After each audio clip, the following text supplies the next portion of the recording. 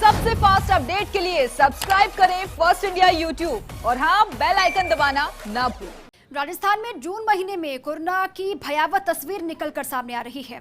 अब इसे लॉकडाउन खुलने का साइड इफेक्ट आप कहें या फिर कोरोना का स्प्रेड, लेकिन सच्चाई ये है कि राजस्थान में मौतों का जो ग्राफ है वो जून में 45% तक बढ़ा है, तो वहीं पॉजिटिव मरीजों की संख्या में भी 42% तक की बढ़ोतरी हुई है। ये रिपोर्ट आप देखिए। यूं तो प्रदेश में 2 मार्च को कोरोना का पहला केस सामने आया था, जिसके बाद 31 मई तक कोरोना मरीजों की संख्या 8,831 रही, लेकिन जून महीने के 23 दिनों में ही ये आंकड़ा बढ़कर 15,000 को पार कर गया। पूरे मामले पर चिकित्सा मंत्री डॉक्टर रघु शर्मा का कहना है कि गहलोत सरकार कोरोना के बढ़ते मामलों को लेकर बेहद गंभीर है। कोरोना की रोकथाम के लिए गाँव ढाणियों से लेकर शहरों में जागरूकता अभियान शुरू किया गया है। इस अभियान से उम्मीद है कि काफी हद तक कोरोना के मामलों पर ब्रेक लगाया जा सकेगा। हमारी रिकवरी का परसेंटेज पूरे कंट्री में नंबर 1 है, लेकिन हमने ये महामारी का फैलाव नहीं हो, इसके लिए राजस्थान में मुख्यमंत्री जी ने 21 तारीख से 30 तारीख के बीच में व्यापक जन जागरण का अभियान बनाया है। जो आम आदमी का अभियान बनेगा उसमें अवेयरनेस पे ज्यादा ध्यान दिया जाएगा। हमारे पास हेल्थ इंफ्रास्ट्रक्चर हमने मजबूत किया है। हमारी जांच की सुविधा 26,000 जांचें पर डे हम कर पा रहे। प्रदेश में 2 मार्च को कोरोना का पहला मरीज सामने आने के बाद भी 31 मई तक राजस्थान में कोरोना से कुल 194 मरीजों की मौत हुई थी, यानी 90 दिनों में रोजाना औसतन 2 लोगों की मौत हो रही थी।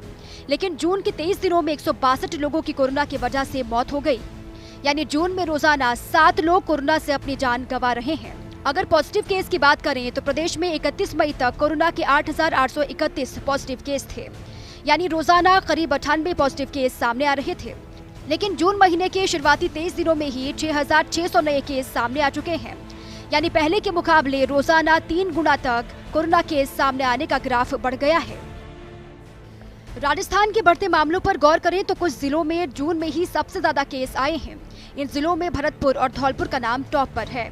हालांकि चिकित्सा मंत्री डॉक्टर रघु शर्मा का कहना है कि केस का बढ़ना कम्युनिटी स्प्रेड नहीं है।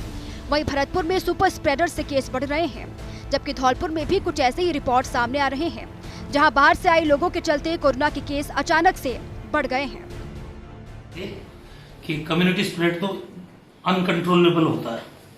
हमारे यहाँ सुपर स्प्रेडर ने जो सब्जियां ले लेके आते हैं उत्तर प्रदेश से, उन लोगों ने भरतपुर के अंदर पॉजिटिव केसेस की संख्या को बढ़ाया है। इसी प्रकार जो बाहर से आए लोग, उन्होंने धौलपुर में पॉजिटिव केसेस की संख्या को बढ़ाया है।